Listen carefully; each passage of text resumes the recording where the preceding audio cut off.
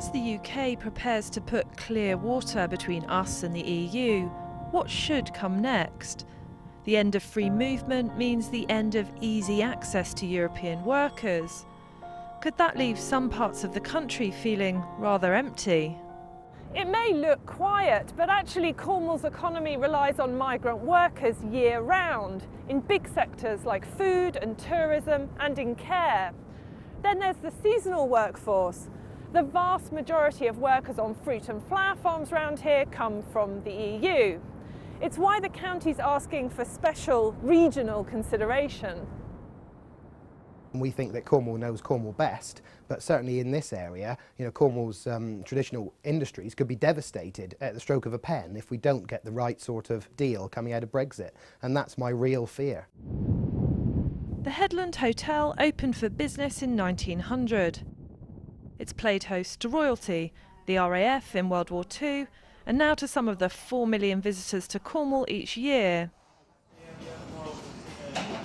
About 40% of its staff come from the EU, but finding them and holding on to them is getting harder. Often our teams have friends and have family that would like to come over and improve their lives, really. They almost recruit each other, but we have in the last sort of 3 or 4 months seen very much a downturn in that. Or we've seen what would be EU staff go home instead of it just being for Christmas or just being for a family occasion or wedding, or they've just decided not to come back. Serving up local produce is a source of Cornish pride. Food, agriculture and fisheries account for about a third of the county's employment. Other countries like Canada use regional visas to help attract workers to less populated places. A similar system here, some think, could prove more flexible and more tailored than the alternatives. We're saying a place-based scheme and recognising either Cornwall or the South West as a whole would be a far better way than doing it than trying to do it sector by sector. I think it gets very difficult if you try and pigeonhole different industries into areas and into perhaps months of the year, and it just simply doesn't work like that. Get one crop out of them, then throw the whole lot away. Jeremy Best owns this strawberry farm. In summer, workers from the Czech Republic pick fruit here, some returning year after year. The UK doesn't have a visa scheme for unskilled workers, and it's a description he objects to. You try and do the hand-eye coordination to pick several kilos per minute, literally going very, very hard at it. You try and do that for 9 hours a day. That's called motivation, and that's a skill.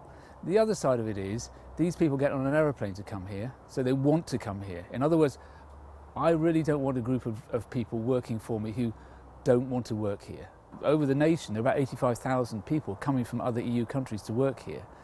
Are we going to find those 85,000 people from the local population, from other parts of Britain, when we've only got 4% unemployment? I don't think so. Of course, Cornwall isn't alone in wanting a homegrown deal. London and Scotland both want to take control of their own visa system, and places like the North East are also considering if thresholds and definitions set in Westminster will really fit their local economy. To get a skilled worker visa currently requires a salary of about £30,000. The average salary in Cornwall is £17,500.